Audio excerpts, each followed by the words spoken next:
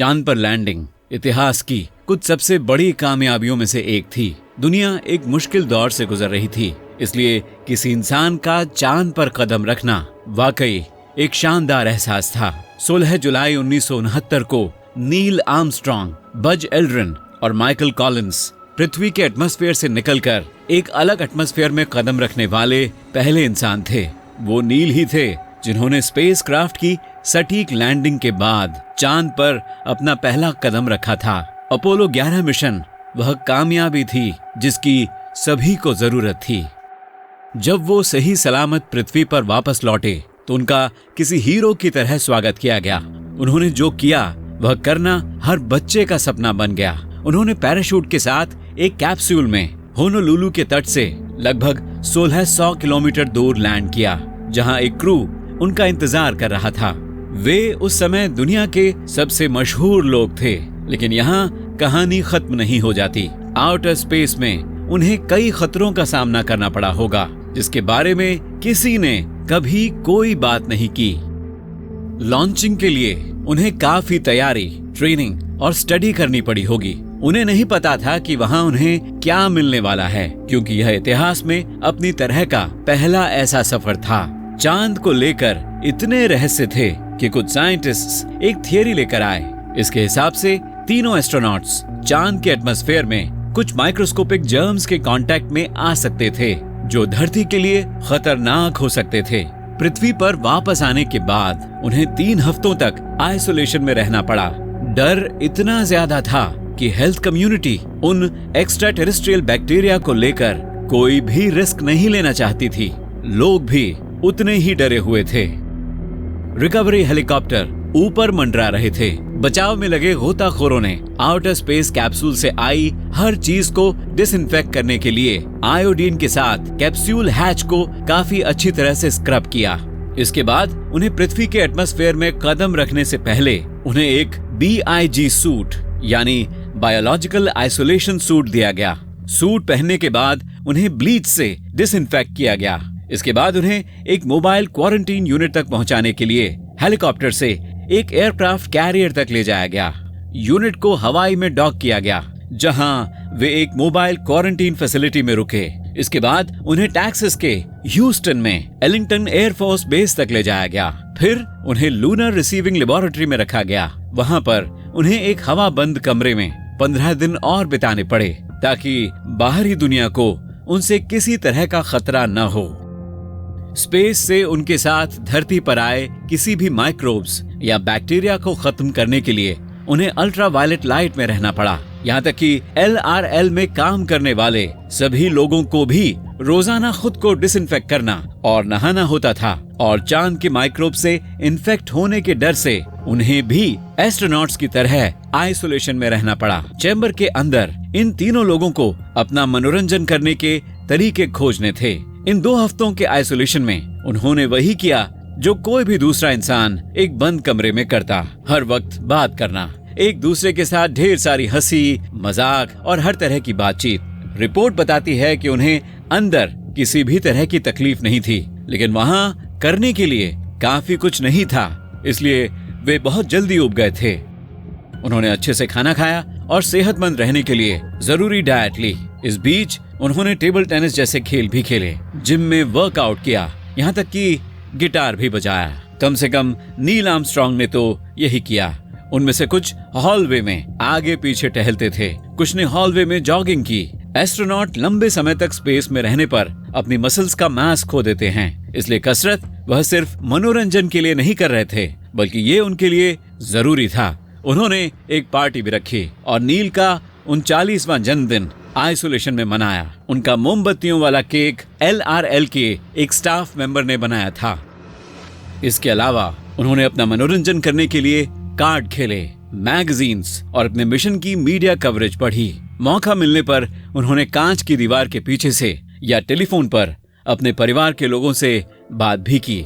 जब भी उनमें से कोई अपने परिवार के लोगों से बात करता था या कुछ प्राइवेट डिस्कशन करता था, तो वे एक दूसरे को पूरी प्राइवेसी देते थे और खुद को दूसरे तरीकों से व्यस्त रखते थे। उन्हें रोजाना मेडिकल टेस्ट भी करवाना पड़ता था। शीशे के पीछे से नासा के साथ उनकी लंबी डीब्रीफिंग भी होती थी। उन्होंने कुछ समय मिशन रिपोर्ट पर काम करने और कुछ समय पेपर वर्क करने में बिताया। उनका जोश उस समय देखने लायक था जब LRL भेजने से पहले राष्ट्रपति निक्सन उनसे मिलने आए और उन्हें सारी दुनिया का हीरो बनने के लिए मुबारकबाद दी। 21 दिन पूरे होने के बाद उन्हें आइसोलेशन से रिलीज कर दिया गया। साइंटिस्ट को उनके सिस्टम में कुछ भी ऐसा नहीं मिला जिससे किसी तरह का खतरा हो। चांद के एटमॉस्फेयर से उनके साथ धरती पर कुछ भी नहीं आया था। चांद से किसी तरह के पैथोजेंस, माइक्रोब्स या बैक्टीरिया उनके साथ नहीं आए थे, जिसका मतलब है कि हवा में तैरती हमारी पड़ोसी चट्टान पर किसी तरह का जीवन नहीं है।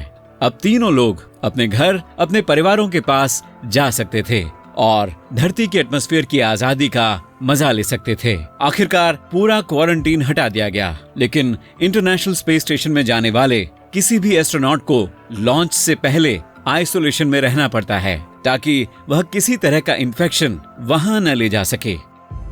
साइंटिस्ट्स मंगल ग्रह को हमारा नया घर बनाना चाहते हैं। इलॉन मस्क का स्पेसएक्स मंगल ग्रह के मिशन को लीड करना चाहता है और यह चाहता है कि लाल ग्रह पर सबसे पहले रोबोट कदम रखें। टेस्ला बॉट को 2021 में लोगों के सामने लाया गया था।